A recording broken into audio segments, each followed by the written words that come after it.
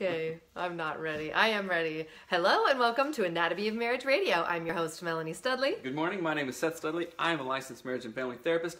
Welcome. Good morning. Glad to see you guys. We are so excited to be with you this morning. We are talking about vaginismus, which is not something that is commonly talked about. We got a listener question, and we're really excited to dive into that today. But before we do that, we want to let you know that our show is brought to you by the Anatomy of Marriage app. It's the app that we created. You can get it in the App Store. You can get it wherever you get apps for whatever device you use your apps on. It's called Anatomy of Marriage, and it has the clearing structure. It has conversation starters. It has the battle strip game. It has education. It's essentially what we wish we had had when we got married, so that our marriage didn't suck for so long. So go check it out. Like the Container Store at the mall. Yep. You can go to anatomyofmarriage.com to get the app and check it out. It's the Anatomy of Marriage app. That's right. And every day we do 4 things. What are the things we do? We pray. We share gratitude for one another. We share an intention of the day, and then we wrap it up with the Anatomy of Marriage app conversation starters, which we're is going always to do fun. sort of different today, but we encourage you to do these 4 things with your partner. Do the prayer together, do your intentions, do your gratitude, and do the app conversation starters, because it's fun. That's right. Good morning, Kendra. Jamie says, so grateful for conversation starters. Yes! And we're live on Facebook and Instagram. Totally That's forgot right. to say What's that. up, Rochelle? What's up, Jenny? All right, why don't you pray this morning? Oh, okay. Go All right. for it. Dear Lord, thank you so much for all of our blessings, God. I pray that this day we can bring our energy, our love, your love into this world in a way that is life-giving and fun and exciting, God. I just thank you for all that we have. Pray that our show is helpful, that it answers questions, brings insights, and begins healing processes for many, many people. Thank you so much for what we do and for the people who join us.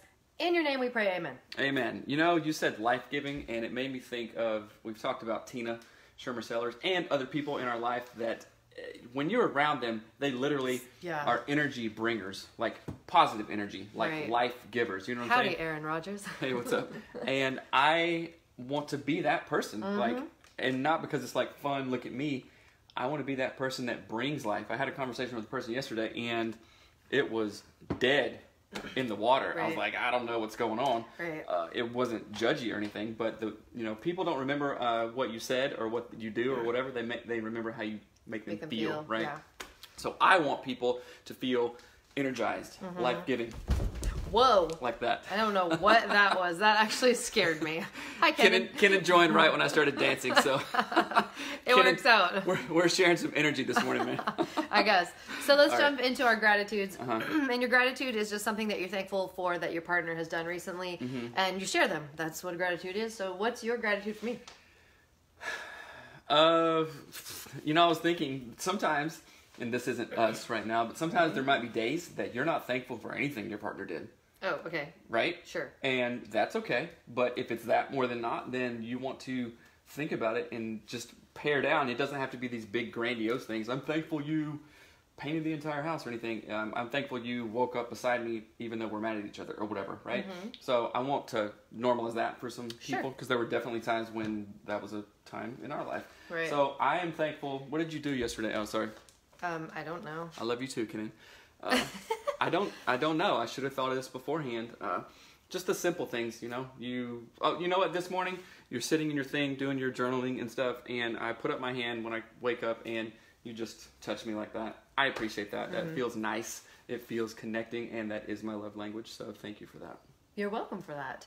I'm thankful for. I feel like yesterday you did something really funny with the kids, and they were laughing, but now I can't think of what it was. I do something funny every day. I know. Well, I'm thankful for that. Like the goofy things that you do to the kids, like you go and you like poke them and like make a funny fart noise. Well, Even I've done that too much for Mary because every time I walk around him, he like shrugs up. Yeah, but I'm really thankful for the sort of the youthful joy that you bring to the interactions with our kids. I would hate it if you didn't do that. Like I know more people who are like poopy old, like, oh, I'm 40, I can't possibly laugh.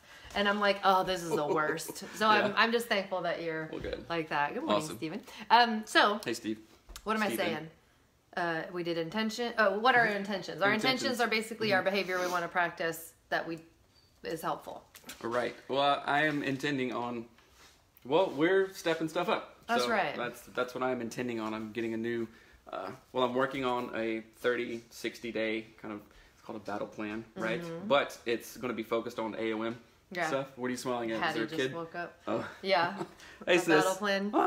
Good morning, babe.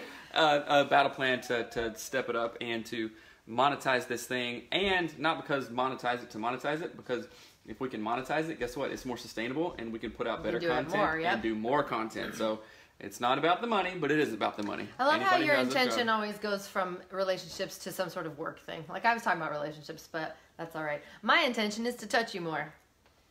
Not monetize our podcast. Anyway, I love Nice you. try. We'll figure it Okay, out. Do love your you too. intentions, your gratitudes, and your prayers together. All And right. then we're going to get into the question of the day. It's a longer question, but it is... It's important. People Very, have very this. important. It's real. So we're going. And there. I'm going to say words like vibrator in it. Don't get mad at me. Okay, here we go. I feel lost and feel fear. Yeah, our kids are like down the hall. I feel lost and fearful with regards to sex. I have never found sex enjoyable or wanting sex. I grew up in a household that was non-religious where it wasn't talked about. I never wanted a boyfriend to have sex, and I didn't have a partner until my mid-teens, breaking my virginity in my early 20s. I was diagnosed, in quotes, with vaginismus early in our relationship, although I say that in quotes because a lot of literature talks about it being unconscious, and I truly believe I have the power to change it. As part of this, I had a physical examination. It went okay. What is that word? Sensate focus. Sensate focus, meaning like sensation focused counseling, and with a sex therapist. And I took part in other programs which examined my beliefs. My partner wants to see me confident, empowered, and enjoying sex. I'm not any of those currently. Currently, I worry about the time we've had between sessions, worrying about it hurting. It's more of a functional thing than an emotional connective thing. I can't relax into it. Sometimes I worry about getting pregnant, although we use contraception. I don't find male genitalia attractive, whereas my partner enjoys just seeing me naked. Hashtag real talk. Hashtag every guy. And most women. In a recent conversation, he asked, what do you enjoy most about sex? What do you like? And I couldn't answer him. I have read Come As You Are, and it feels like I am driving with the handbrake on, and I don't know how to turn it off. I don't feel I have had an enjoyable sexual experience, although I find my boyfriend attractive. I do masturbate, and that can be enjoyable. With sensate focus sensory. I had to do a lot of work involving vibrators and dildos, and it felt like a clinical chore. I think that's hilarious. I am confident in how I look. What else can I do? My partner is very supportive. For example, he comes along to sex therapy sessions. We communicate well. He never pressures me into anything sexually. I'd like to get married to him and have children with him. How can I have a better relationship with sex? Do I just accept the situation that I am someone who doesn't like sex and own that space? I feel like there is a potential to grow, but I don't know how. How do I release myself from fear and the weight on my shoulders of fear, shame, and guilt? I have your workbook and feel like I need to grow first and then take that to my relationship. I know intimacy is not the same as sex, but I'd like to be able to choose to have sex if I wanted. It feels like a distant goal at the moment and for the past 7 years. Thank you for listening. I have spoken to my partner about it, and I do have other friends, but it's a conversation it's not a conversation you can have in a public place 2 meters apart.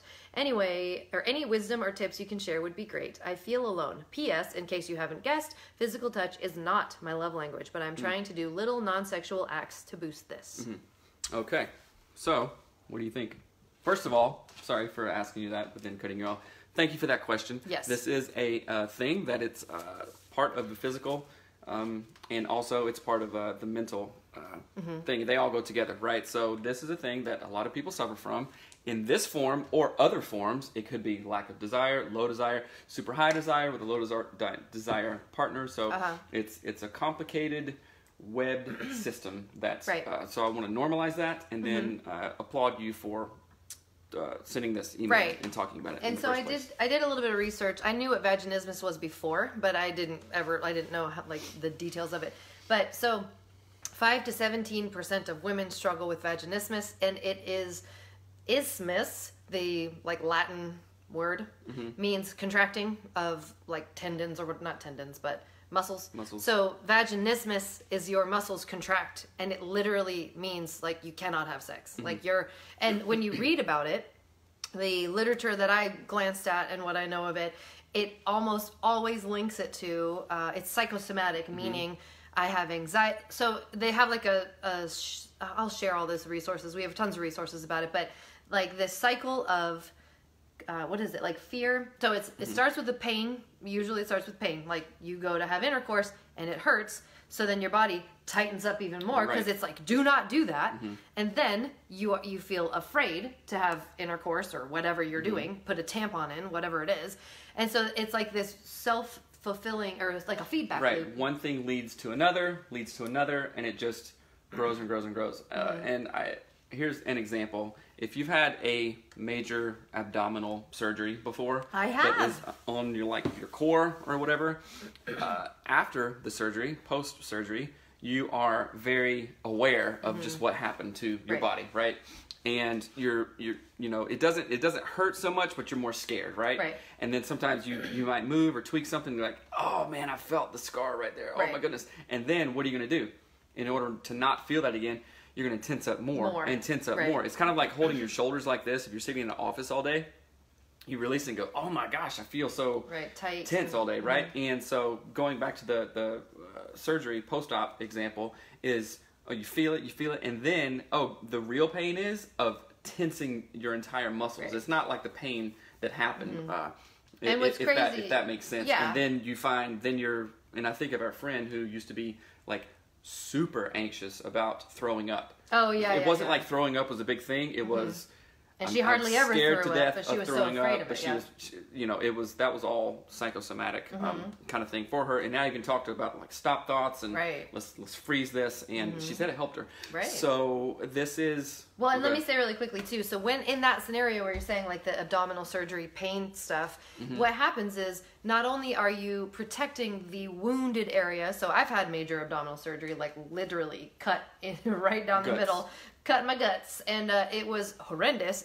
And what happens is you try to protect it, right? So you're like bending over, and then you're actually engaging all these other muscle systems in your body to protect it. So then that becomes a problem. Like what you've accidentally put in place on the other end of trying to protect it is also a problem. So now you've got two problems. Right. If that makes sense. So I'm going into like therapy mode here, Do and it. let's just say, okay, this is an opportunity for this person to really focus on something that hasn't been resolved before. Right. Right. So, Dr.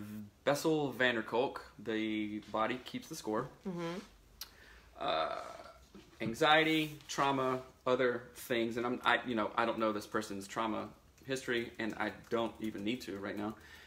But there is something. Maybe it started as a thought like I'm not enough or whatever, and then like your body says you're not enough. You've agreed to that. That's a contract that you have with your body, and since you believe you're not enough, you're gonna go, you know what? I don't deserve this type of connection with my partner. I don't deserve this type of sexual pleasure. So the body is going to do something to stop that. Right. Right? So I had this thought in my mind. I believed it. I made a contract with my own body, subconsciously, unconsciously even. And now your body is playing that out, right? So we're going to flip this around and say, hey, this is an awesome opportunity. I'm so glad that you have this. I know that sounds weird, right? But just this is what I would say to a client. You know what? Man, this is awesome. Because if you didn't have it, you wouldn't know that you had to fix something, and now once you fix that, boom, floodgates are opening, right? I mean, literally, maybe even, right? And I just made that up. So, The floodgates of the vagina are opening. That's right. So this is a new opportunity. Like, okay, sensate focus. I would focus less with a sex therapist because that's almost like going to a tire shop to fix your carburetor. If I knew what a carburetor was, I would get it. Your fuel injection. Going to Les Schwab Tires here I'll in fix Washington. your fuel injection. Ooh, I will too. To fix your engine, right? Okay, it's not the tires that are messed up. It's not your J that's messed up. It's other parts of your body, what you think and what you have accepted as a contract with yourself, if this makes sense. So instead of going to a sex therapist, I want you to go to a therapist, maybe do some EMDR work. Well, and she said she maybe has. to do some Yeah, more keep on. of it, right? There's a field that I took a class of, and it blew my brains out in grad school. It's called medical family therapy, and that is practicing marriage and family therapy within the lens of a hospital setting. So it's very clinical. You're talking to the doctors because things that are happening with our body obviously affect our psyche. If we're have anxiety, depression, stuff like that. So all these things are interconnected, right? It's all interconnected. So I would want to back up and go, yeah, sex therapy, that works, it's great. But I want this person to go to EMDR, hypnotherapy, etc. to address this issue, right? If that makes sense. Well, and I think those are all really great. Thank you for sharing all of those. And it does say she's done a lot of that kind of stuff. So here's what I want to. So I want to offer this idea, and this comes from a bunch of different teachers that I've been reading different books from and listening to. One is Marissa Peer. Marissa Peer is amazing. She talks about all sorts of crazy things. She does rapid transformational therapy, which I want to become an RTT certified therapist. That'd be so cool. So she does rapid transformational therapy. She has a book called I Am Enough, and she has several books. She has courses that you can buy for everything from like overeating, porn addiction, all sorts of different things. But she has this idea of kind of understanding how illness affects us as a safety mechanism. Just started at loving it. Good. Yay. That's awesome. So she talks about, like, you know, if someone is terrified, they have anxiety. They're terrified of giving a presentation at work. Well, your body goes, your body's listening to your thoughts, basically. Your body is listening in on your inner thoughts. Marissa Peer is her name. So Marisa Peer. Oh my gosh, I don't know what I'm saying. Marissa Peer. Her book is called I Am Enough. Yeah. British she's accent. oh my gosh. She's British. She's amazing. But she talks about this idea of your body is listening to what you say in your head. So if you're like, I'm scared to death, I'm going to throw up. I'm going to kill myself I'm so anxious, I hate my life, or I'm going to die, or this traffic is killing me. And she's like, and your body will like make those things happen. So, oh, you're terrified of something? Well, here's a bout of diarrhea. Now you don't have to give that presentation. Now you don't have to. It's amazing. It is amazing. It's really trippy. And somebody says, Marissa Peer, I am enough. That's right. Rochelle says, thank you. And somebody says, right. But it's mental. Don't say anything yet. I want to keep saying what I was saying. So she talks about that idea. Another thing that she talked about, in some of her meditations, she does online meditations that are phenomenal. But she talks about this idea of talking to the feelings that you're having. So this is what I would really suggest for this, the listener who sent in the question. I want you to have a conversation with your vaginismus. And I'm dead serious. So I do this at night when I meditate in bed. So when I go to bed, actually, I don't even know if you know this.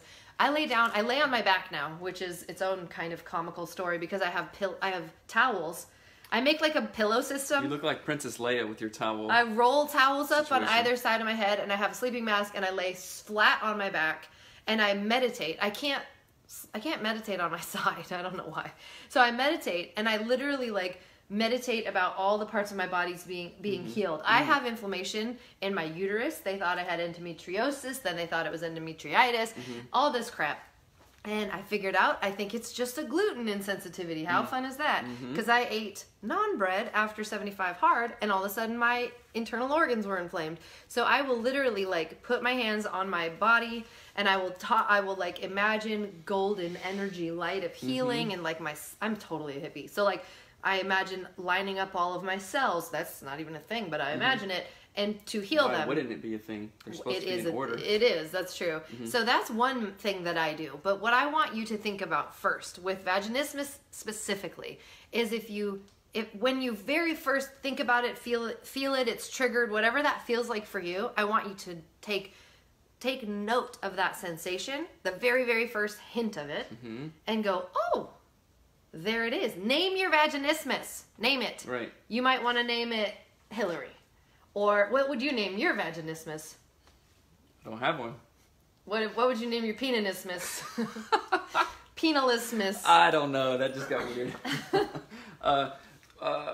Name it. So name it and claim it, right? It's like, okay, this pain, this sensation in my body, it's keeping the score. It's telling me something. It's calling me on my cell, right? Every time you don't pick it up, it's going, okay, they didn't pick it up. They didn't address it. I did my job. It stopped them from, this is killing me. Okay, yeah. Well, okay, so you get, diarrhea or upset stomach or something because you don't want to do that presentation, right? So pick up the phone. Hello, vaginismus. I'm not really interested in talking right now. Yeah, I love that you wanted to talk. Right, but you know what? I am enough. Right. My body is enough. My vagina loves to be free. Right? If somebody's just tuning in, they're going, oh my gosh, they have lost their marbles. Right. But I'm a therapist and all this stuff works, right? Wait, Jamie just said Reiki. Reiki healing. What does that even mean? You don't know what Reiki is? I don't know. I mean, now I'm going to. Okay, hold on. I mean, I do, but I don't. Let me read this. Patricia says, as a birth doula, ooh, that's very interesting.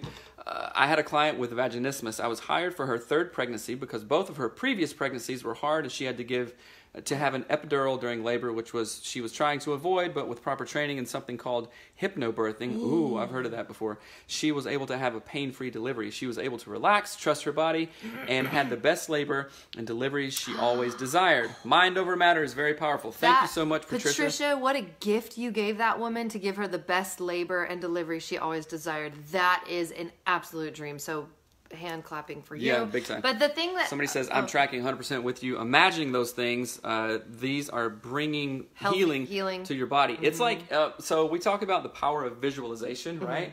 And how come that we as a society go, oh yeah, visualize me. I'm going to, I'm going to score some touchdowns or whatever. You think of an athlete getting hyped up, oh, I see myself, my opponent, I'm going to crush them, all this stuff. They're visualizing it. They're getting hyped up. But when we start to talk about, you know what would visualizing your body be, like your cells and stuff, then it goes into you're weird. Hippy dippy land. Right. But one arena is okay, the other one is not. So I want to kind of bridge the gap here and go, all your favorite athletes visualize themselves winning. Their success. They visualize their success. As a team. So and I used to do, when on phase 2, I would do 10 minutes of focused visualization. Of 75 hard. At 75 hard. I'm doing this. I see myself there. I see myself on that stage giving that speech. Right. And I literally saw it, right? So you seeing yourself healed why is that so far-fetched? Answer, it shouldn't be, right? Right. So thank you, Chris. What's up, Taylor? Well, Tyler, sorry. I do want to say, too, that, like Patricia said, trusting, let's see, trying to avoid, but with proper training, she was able to have a pain-free delivery. She was able to relax and trust her body. So one of the things that we what is the word? We make body stuff gross in our culture. We say periods are gross. They're disgusting. Don't talk about it. Vaginismus, ew, right? We make it gross. And so then what happens is there's an intense umbrella of shame, and it's almost like it's like this huge dark, heavy umbrella, so much so that we can't actually see how we're supposed to heal it because everyone's so afraid to say those words or whatever. Right. And we're not trusting that our bodies are designed for this kind of thing. Somebody says golden light like Tangled. That's great. Flower gleam and glow. Oh, man. Let your colors shine. Actually, that song totally works. Bring back what once was lost. Bring back what once was mine. That's weird. Change it's the what concert has been podcast. Cursed. It's so weird. Now that I'm thinking of the actual words, it's totally. You're gonna get a million comments OMG, you can sing. Anyway, so what I thought about that is that one of the things that I've learned through this sort of meditative things and listening to different yogi teacher type things is that your body does know how to do all of this stuff. It says, please sing to us every day. I will. Your body knows how to do these things correctly. It is inside of you. It is within you already. Health is already inside of you. It's a matter of, in this email, what I noticed is that she said, my partner wants to see me confident, empowered, and enjoying sex. That's your partner's vision for you. What's your vision for you, right? And I know that you want the same things, but you said my partner wants those things. And that's fine. He can want those things. That's whatever. But what's hard about that for me is that I think in a way you're saying my health, my healing from vaginismus is somewhere else. It's in that sex therapy office. Right. It's with this therapist, with this program, with this workbuk. It's inside of you. That is how so many people grew up. I've told you this before. Right. I grew up in the South and grew up in church. And Kenan says, I'm waiting for the songbirds to fly in and land on Melanie. Sorry, go ahead. I grew up in church, and it was always, most everything was over there. It was oh, that's the preacher dude. Right. He's like that. He has the answers. Almost not he has the answers, but I could never do that. Not that I wanted to be a preacher or anything, but I could never do that. Or oh, that's for that guy. Right. Sure, they're super good at that, but I'm just a normal dude, I really like that. Healing is already inside us. greatness is already inside us. You know, literally. I am a Maple Hills Eagle. I have greatness inside of me. I will use that greatness to make good choices to be the best me I can be. That's right. Maple Hills Elementary School has changed my life. Elementary school, by the way. And so if somebody's agreeing with this, throw up some hearts, right? Yes. Throw up some likes and etc.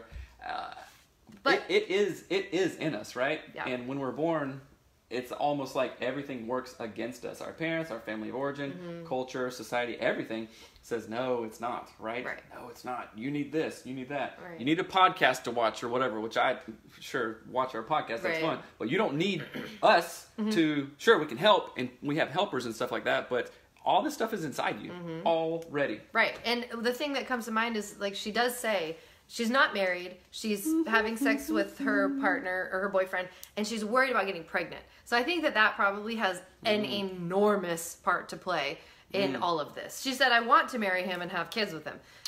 And Okay. I think I may have put some pieces together. all right. So what if in therapy there's this worksheet, it's called like the shame core kind of thing. Right. And it's a Is that a dance circle. style? No. In emo?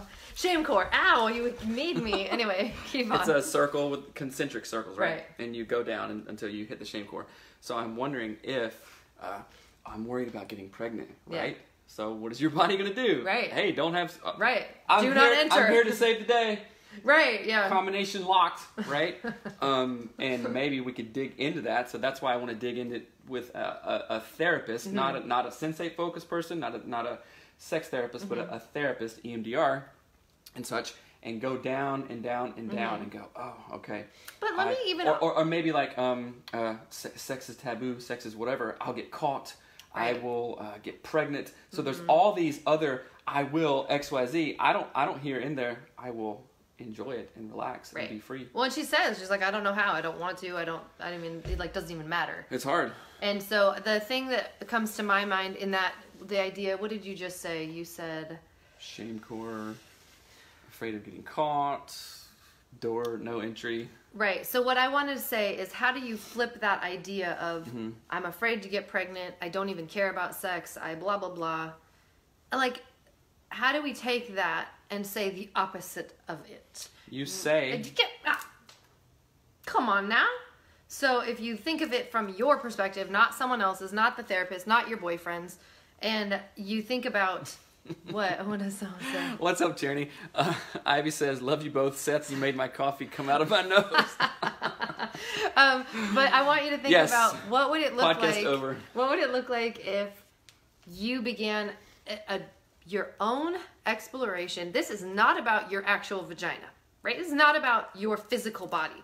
This is about your mental peace with, like literally lay in bed. You don't, this is not about physical anything. Do not touch anything. Don't do anything. No vibrators, nothing. Mental peace before you get a piece. Oh my gosh. But sure. So I forgot. I can't roll my eyes at Seth or everyone thinks I'm like a terrible bee. But when I want you to lay in your bed or lay in a hammock, go wherever you need to go and literally meditate on what am I afraid of? Oh, it hurts. Oh, I don't like this. Oh, I don't like what a wiener looks like. I don't care, blah. But meditate on the opposite of that. What is like really immensely joyful, peaceful, happy to my body that makes it respond? So this is going to sound super weird, but that happened for me after I had babies, which I thought would be the opposite. Like you think, oh, baby's gross, your vagina's huge, ew, you're nasty, like you're gross and used up garbage. Like our friend Logan said to me, I was or when used Matt talked about trash or whatever. Bridget's vagina exploded. Right. But after I had children, after I gave birth, I was like the most empowered human on this planet. I was like, hey, guess what? I created eyeballs and legs and knee joints and bones and sinew and marrow. That came out of me. I'm freaking amazing. Right. And that insight, that... Your body was enough to do that. And just like you talked about 75 Hard, you proved to yourself, I can do it. Right. Right? And, which kind of goes back to the Marissa Peer stuff is... Oh, yeah. Your whole body is enough. I am enough to have sex, to make a kid, to do 75 hard. I am enough. Oh, guess what? It was already there. Right. And so what I want you to do is sort of meditate on not the problem, not the issue, not what people want you to do or whatever, but like literally find your inner, I don't know, what is the word? Like your inner... Jam. Your inner salsa. Your inner jelly. All I can think of is jelly. But no, your inner light, your inner oneness, your inner amazingness. And I want you to let it radiate throughout your body. So weird sounding. But think of it like, I think of it like golden light. I don't know why. It sounds warm to me. Like the sunset or the sunrise. That beautiful like panda bear hour light. Bear hour? My neighbor says that our neighbor says that all the time. Oh. But think about that. But also, I did want to say your inner mojo. Kenan says that. reframe from shame to enjoyment. Enjoyment, yes. Reframe. Get a different. Reframe it, right? Like different frame. A different frame. Like take off the Renaissance frame and put on the mid-century modern frame. Right. But I want you to also, I want you to do stop thoughts, which Seth sort of mentioned a little bit earlier. But one of my best friend is a pediatrician, and she has to do circumcisions, and she would literally vomit every time she had to do a circumcision. She would get like terrible anxiety. She would sweat. She would cry. She would puke before she would do circumcisions. And Seth literally coached her through it with stop thoughts. And now she does not even care. Right. And she talks about it all the time. She's like, it completely changed. It was so amazing to have this idea of stop thoughts to hearken to. So I want you to talk about stop thoughts, but I want you to use it in the context of naming your vaginismus something and saying, you're not welcome here. Like stop thoughts are like, you hear the vaginismus knock at the door and you're like, oh, it's you. So, okay. Stop thoughts is kind of something I made up. It's based on CBT, cognitive behavioral therapy, where you replace certain behaviors that you don't want with other behaviors you do want, right? So thought stopping, thought arresting, I just made up like stop thoughts because it sounds funny, right? Stop thoughts, right? Stop thoughts. So when it comes up, okay, in the context of vaginismus, which I don't know like when vaginismus Yes. comes around. Is it like when your partner's putting some moves on you, then you tense up? I'm not sure. Or maybe it's just painful vagina all the time. I don't know. However, I'm going to take my own advice here, right? When I have like stomach side pains and stuff. That comes up, you go, oh, I see you there. What's up? What's going on? How you doing today? Like literally. And you talk to it and you stop it and you say, you know what? Stop. I'm not going to have this thought. You're not welcome here. And I'm being facetious in or silly in how I'm talking to it, because sometimes, well, not sometimes, like it actually does help. It's like talking to, you know, when we do our walks down our driveway, that dog, dinky little dog that scares the crap out of me at night every single time. He runs at me and I can barely see because it's dark, and he barks ferociously at me, right? And I kick it, right? When he gets too close. But you look at him, you say, what? You get out of here. What are you doing? No, you're not going to bark at me. So you are stop thoughting that dog. You know what's funnier is that I started inviting it. I started talking nicely to it, and now it leaves me alone. Yeah. I went from yelling at it to like, go away. Oh, whatever. Don't come over here. You're not whatever. And then I was like, oh, come on. And it just stops. So let's do that analogy, right? Vaginismus is calling. I get my cell phone and kick it, just like I did the dog, right? And then that thing flies around. But guess what? It's still ringing. It's still ringing. So I literally solved nothing. Right. I made my problem worse. Oh, okay. Yeah. He's not picking up. I'll just get louder. Right. You addressed it. You stop thoughted it. And now guess what? He leaves you alone. That dog leaves you alone, right? Yeah. So I really want to like do a paradigm shift and change our view of it right now. Like, oh, here it comes knocking, right? Oh, 8:03 a.m. Oh yeah, it's kind of hurting. Okay, let me see. Hey, what's going on? What do you need? Right. You know what? You need something right now, but my body, my mind, my heart, I am enough, right? And you can even say, I don't need you.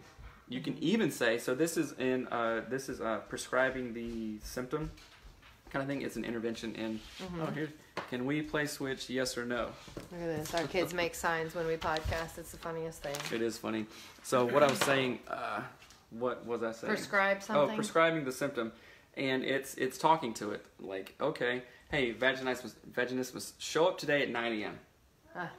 You see what I'm saying? Oh, yeah. Hey, show up today. I'm not scared of you. Let's talk. Let's duel, talk at 9 a.m. almost, Yeah. Right? Hey, let's talk today at 9. Oh, you didn't show up? Punk. Right? Oh, you didn't show up? Okay, let's talk at 9:30 when you're ready. I'm ready. I'm ready for it, right? And then you begin to take power over it. And one of the interventions that I remember is this kid was peeing the bed, right? Like an 8-year-old, like always peed the bed, always peed the bed. Oh, what was it? And so he went to a therapist, and I can't remember the maybe it's called, darn it, I can't remember it. But anyway. Isn't it a paradoxical intervention? It is a paradoxical intervention, right? Good job. And so the therapist said, okay, everybody, I want everybody to set their alarms at 3 a.m., wake up the kid, and I want the kid to stand up in the bed and pee. Right? And they were like, that's ridiculous. Why would I do that? Right. Peeing in the bed, that's crazy, right? But it was at the same time, the mostly typical time, yes, you can. Yeah, you can play your Switch, babe. Oh. Okay, yes. I'm not sure what that means. Okay, yes. But anyway, you prescribe the symptom, right? And the kid stopped peeing the bed. Right. Because they were so that, in this case, it would be like, all right, vaginismus, now. Right. Right? Right. You could say, hey, and then as you do that slowly and get used to talking to it like that, you can say, hey, vaginismus, I'm having sex tonight at 8 p.m. Me and my partner are going to, do foreplay starting at this time. And this is where you get really specific, because if you want it to stop, you have to do the work to do it. So if anything, if any of this sounds silly, it will help. It's just your level of willingness, to right? Do it. So hey, 7:30, we're gonna start doing foreplay, whatever. We're gonna move to the bedroom at 8 p.m. or whatever, and we're having sex. Vaginismus, you're not allowed to show up. You're not invited to this party. You know what? You can show up tomorrow if you want to at 9 a.m. But I'll call you and see if you show up again. Right? So you're gonna get really kind of goofy, but it works. Right, it is. Right? It's really helpful. There's another thing Marissa Peer talks about when people, if people have a hard time sleeping. She's like, lay in bed and meditate and say, okay, I'm gonna stay awake as long as I can. All right, I'm staying up, and you tell your mind to stay awake, and she's like, you'll fall asleep. Somebody says, hold the thoughts captive before they run rampant in your mind. Exactly right. Oh my gosh, I couldn't do that. What couldn't you do, Jamie? I don't know what we said. Your inner mojo. You can't do stop thoughts. You can do it, right? Because you just told yourself you can't. Your body's going to say, oh yeah, you can't. You're right. So I'm not going to let you do it. Here's another example of this, and this is going to sound really weird, but and this is going to sound really a tangent for a moment, but my best friend was struggling with her husband on certain topics, and I could see it differently because I hear her talk. I've heard her talk for years on our walks, and I'm like, she's misunderstanding her husband, and he's misunderstanding her, but I can see their perspectives, almost like a therapist. I can see his side, and I can see her side, and if instead of saying this, she said that, it would be more helpful. So I wrote her an email, and I said, hey, I think if you sent this email to your husband from you, it would probably be really helpful. But before I sent the email, y'all, I got the stomach ache from hell. I have never had a worse stomach ache. And it was before I sent, 90% of the email was written, and I'm like, I'm going to barf. I feel miserable. And this was while I was reading the Marissa Peer book. It was the same time. And I was like, this is like a physical manifestation of my fear of, is this out of bounds? Is this out of the boundary of my relationship with my friend to send her this email? And I literally was like, my stomach hurt so bad. And I'm like, I think this is just psychosomatic. I honestly think this is my stomach saying, listening to my anxiety in my head saying, don't send it, don't send it, don't send it. And it's making me sick. And I literally just closed my computer, sat there, and went, I hear you. I need you to go away. I'm sending this email anyway. Here I go. And it went away. You guys, I didn't have diarrhea. I didn't throw up. I didn't have gas. It's like the ghost in Super Mario 2 when you're in the underworld. You the face big, it, what's his and name? it stops. The ghost, No, not the big ones. Perform circumcisions. Yeah, that'd be kind of hard. Oh, yeah. We talked a lot about it. Wow, a physical manifestation of your fear. Yes. Exactly. And it was the weirdest thing because I thought, that can't be what this is. I must have a giant blowout headed my way. And I didn't. I mean, I was totally fine. Right. So, okay, so this is the time. This is a really an amazing story. So it was the last Oh, night yeah. that we were in England and the UK, and we were in a area in the very southern tip of the island. It's called Bognor Regis, right? And my 90-zillion-year-old 91-year-old grandma grandma was there, and it was the last day, and I had to drive us from southern England all the way up to, I don't know, 3 hours north like a train station. to a train station, and then we had to go and catch a train to fly out of Manchester, right? And we had eaten at a seafood restaurant that night, and we got back late, and we had to wake up early, and I was laying in bed, and it was the exact feeling. I've had food poisoning before, and if anybody's had real food poisoning, it's death, right? Yeah. It's terrible. And I started feeling that way, and I was anxious because I was like, no, this can't happen. Like, he was the only person who could drive us there. He was driving a gigantic, 16-passenger van at that point. Yeah, so driving in itself was stressful because it's in the opposite UK, side of the road, and all this stuff. And I literally believe that I talked. So I had food poisoning. Right. I believe it. Right? And I talked myself out of any symptoms of food poisoning. My stomach didn't blow out. I didn't throw up. None of that. And what happened? We drove to Manchester as planned, right? And it all worked out. So we were literally flying back to the United States the next day. Right. And with his 91-year-old grandma and our 3 children. Right. So I truly believe that I talked myself out of a legit physical ailment. Oh, and guess what? Your body has that power, you know, and we're not getting on into woo-woo stuff. Let's get into the woo-woo. Well, you love woo-woo. I do. So, yes, Mel, that's amazing. So, okay, we got to wrap this up. So, so I want to encourage you. There's a couple different things as we wrap up what we want to say, but I honestly, name your ailment. This is not only for vaginismus. It could be, and of course, if there's physical things that you're doing that make it worse, don't do those things, right? Like there are dilators and stuff like that. I don't know that that's particularly helpful if you are only going at your vaginismus from a physical perspective. I don't think that that's going to be helpful. Although I have not experienced vaginismus, so don't take my word for it.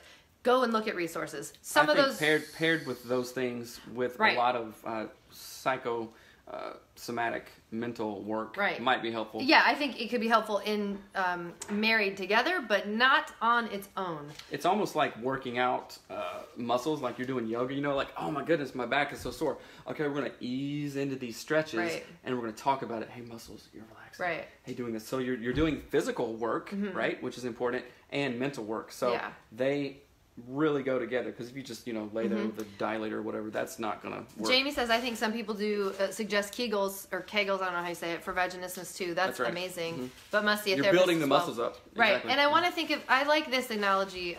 So if a flower is in a bud form, it hasn't blossomed yet.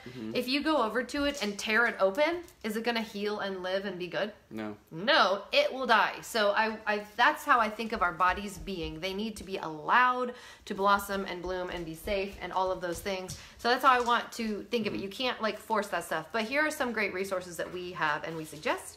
So one, do Stop Thoughts that Seth suggested. I don't know if you want people to read the book, The Body Keeps the Score.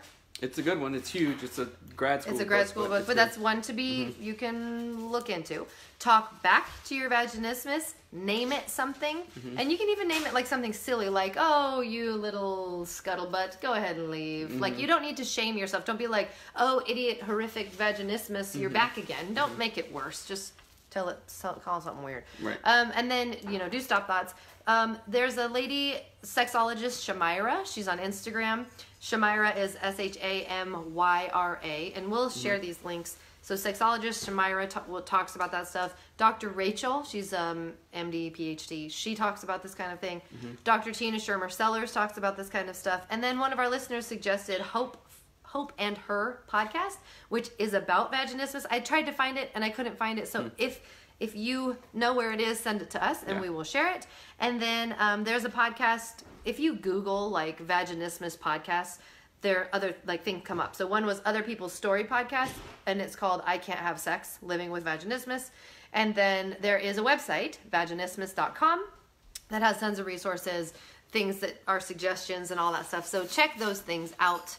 They would be really helpful, I believe. What's up, Woke Family Financial Coaching? I like your name. Little Farm Charm. What's up? Okay, let's wrap this up. So you guys, in any of this, if you suffer with vaginismus, if you suffer with anxiety, depression, your marriage needs some work, any of this stuff, we highly recommend going to getfaithful.com/anatomy of marriage. I say this every time.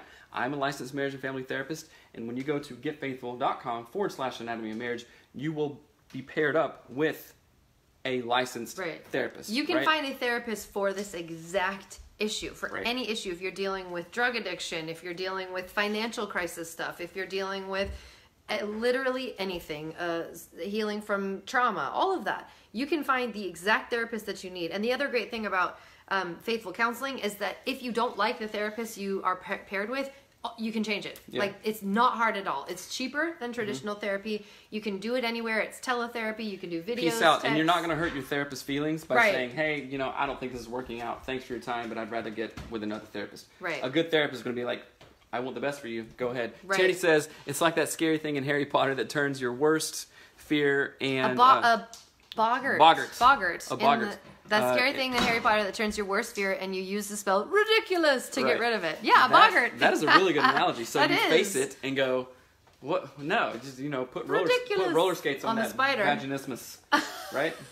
Roll on out of here. Roll on out of here, Vaginismus. So that's a really hilarious. Good. Thanks, Tierney. And okay, we love you guys. Join us tomorrow. What's tomorrow? Friday. Yeah, we got a good show tomorrow. Yeah, but go to Get Faithful what am I saying? Go to getfaithful.com/anatomy of marriage if you need help. It really is amazing. You can change your therapist, no problem. And your therapist doesn't want to work with you if you don't want to work with them. And they won't get their feelings hurt. That's right. Anyway, so yes, join us tomorrow. We're going to be talking about stuff. Hattie's got some thumbs up for y'all. The show is awesome. The show is awesome. The show is awesome. Say support us on Patreon. Support us on Patreon. Say anatomyofmarriage.com. Anatomyofmarriage.com. Say, my mom is the best. My mom is the best. Lady so boss. Is Dad. Yay! So is Dad. Daddy boss. That's Daddy right. boss. All right. Oops. We love you guys. Thanks, Melissa. Thanks, Ivy. Hey, Rochelle. Maybe think you're your daughter. Right. So, okay, guys. We love you and take care. See you tomorrow. Bye. Boop.